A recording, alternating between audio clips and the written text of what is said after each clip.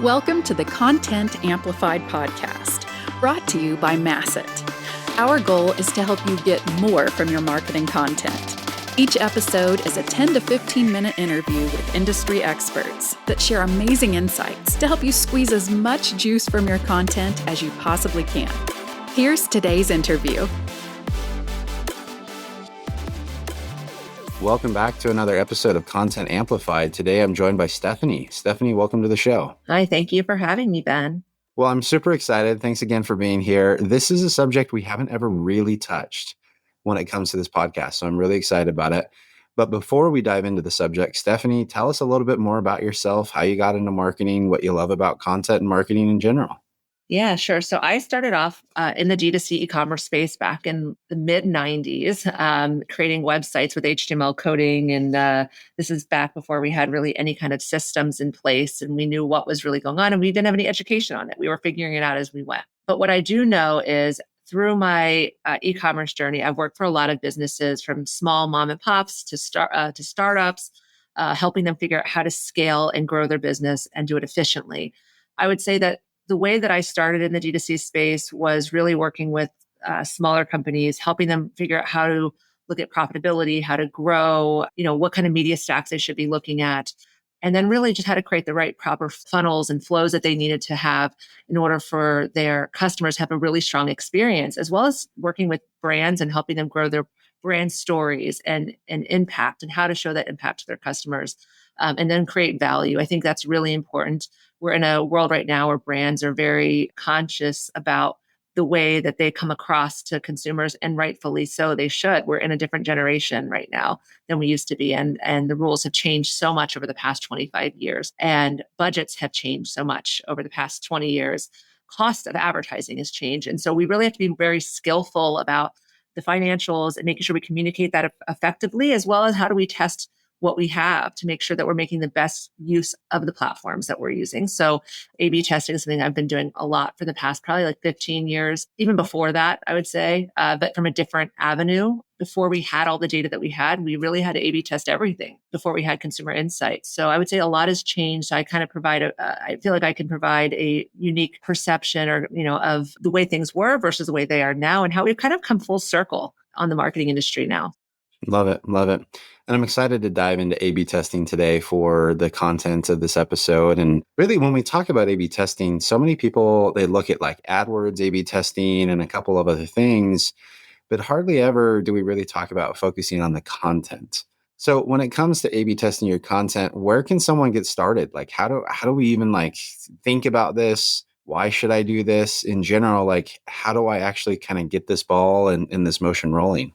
What I usually try to do is I try to say, okay, what are the pieces of content that our customers are seeing, right? Whether it's our ads, whether it's our email, whether it's our website. So obviously, we all know how to easily create a Shopify website or any other platform that is out there, right? So we create our website, then what? So one thing that I try to do is look at the customer journey and figure out how to create different questions. So I think of myself as a consumer. I'm going to go through the website.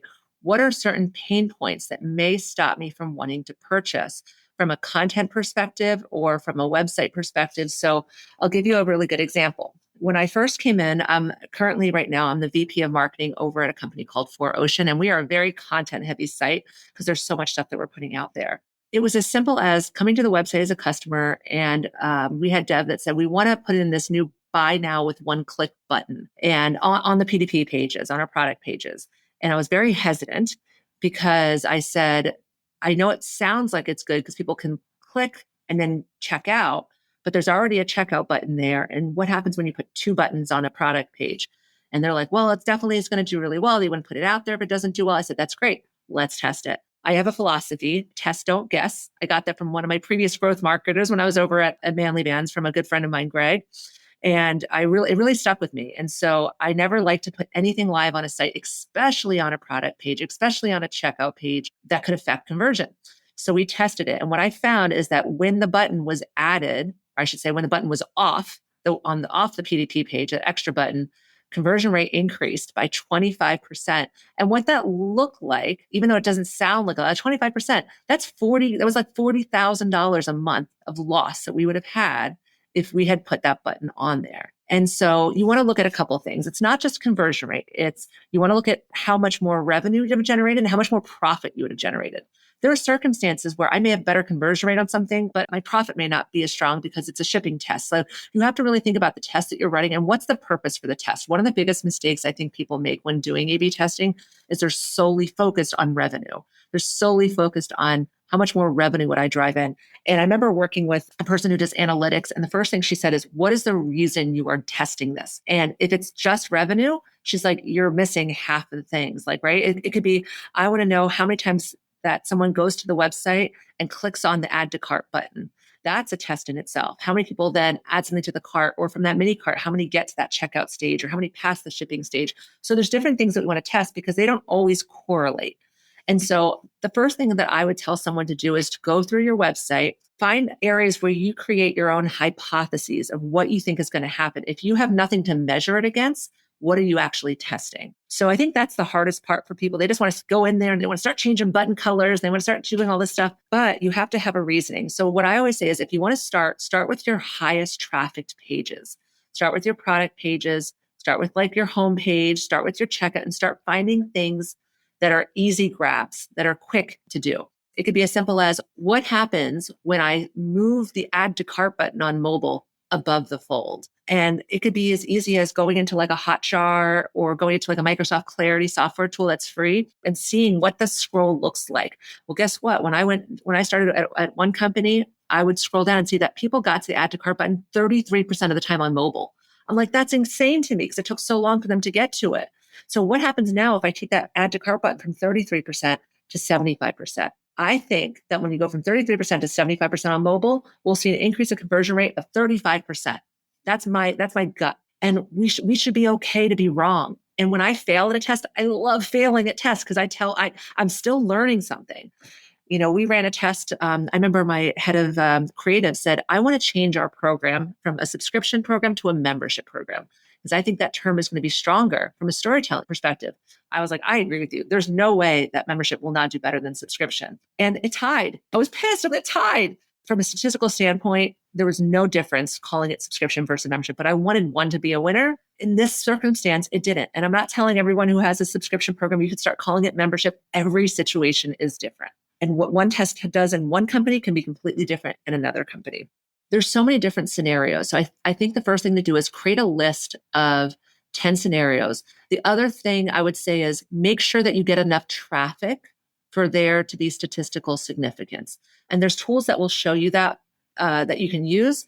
But I would say usually like I try to say, okay, if something hits something maybe like 10,000 times, I feel strong about it. So from like if I've had 10,000 page views, I'm like, okay, I feel good. I feel like that can work. But otherwise, you can still run a test. You just have to have a lot more time to run the test for it to be significant. One awesome tool that I found was introduced to me actually this past year. It's called IntelliGems, IntelliGems, IntelliGems. And it's a Shopify integration. And I like it because it's an integration and it makes it very easy to kind of like turn it on. And let's say you're like, I just want to test content. You could do that. Let's say you want to go up to the next level and you're like, I want to test content, I want to test shipping, and I want to test product pricing. You can do that. And it makes it very easy. And if you need more custom help, they will help you with more custom testing. Or you can work with a dev to put code in to change multiple things on a site. But it's super easy to do. And it's like kind of like drag and drop where you're like, I want to run not just an A/B test, I want to run an ABCD test. And I've done things before where we've tested what happens when I change this product price from $24 to $23, or I want to change it from $24 to $29, but I want to offer free shipping instead of $5 shipping. You're basically charging the same amount, but showing it a different way. There's so many tests that we can run. It's fun. It's exciting. And it's cool to find that data and go, look how much money as a marketing person I've been able to save by testing this. As long as you can pass on that philosophy through the rest of the organization of test, don't guess, and use the numbers to tell the story, that's great. And then use your own personal hypotheses to lead it. If you have a large amount of traffic, you should be able to run 8, 10 tests every single month, as long as there's no crossing over. And when I say crossover, meaning you're not running 2 tests on the same PDP or things like that. But I think there's so much that you can do. And there's so many people who don't do it. And I don't know why, because they're trying to find ways of generating revenue when it's right in front of you. Yeah, I love that. I love that. So you mentioned some tools and also statistical significance. When looking at all of this, before we jumped on the podcast, you talked about you had like some really cool education that you went out and sought. How can people, like, if they're saying, okay, yeah, like I'm sold, I need to be doing testing, but I want to really get an education about how to do this and the functionality of it.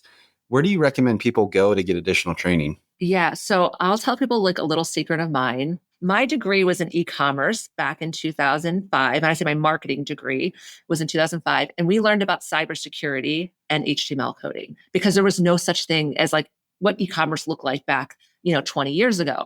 Like it was the first time I even had a degree in e-com. So everything I had to do was learning as I went and then finding courses that can continue to, and everybody knows this in the marketing space, you need to continue to educate yourself because it changes every day. So one of the courses I've taken a lot is CXL. I think it's great for marketers. I have no like financial stuff that I get from them for saying this, but I've taken a lot of their courses and they're really, really good.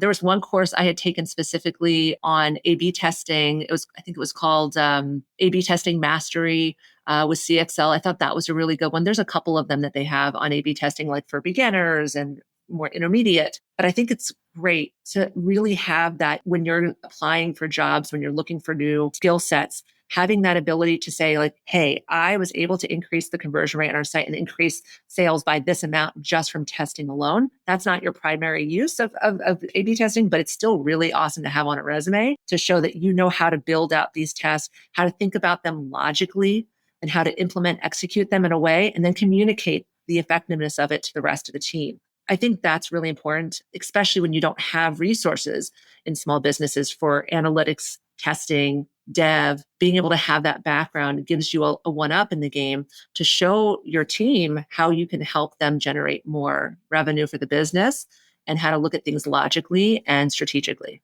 And if you really think about this approach, all too often we spend a ton of time and money working on campaigns, things that are external. We're doing this on social media, or promoting this on AdWords or doing whatever. And we spend so little time on our website and so little time on the conversions. And we're worried about increasing traffic and this and that. But it's really like at the end of the day, people come and convert on your site. Like that's just a buying journey. And if we're not constantly testing and improving that site, we're wasting all of the other efforts. It's one way to make your dollar go further in everything that you're doing, which I absolutely love. Yeah. And I would also just add to that, people I think are doing a somewhat okay job of A/B testing in their ads, right? They're like, send them to this page versus that page. But like, what happens when you really personalize something? Like, really, not just like I'm sending them to my all products page versus my home page or this collection page.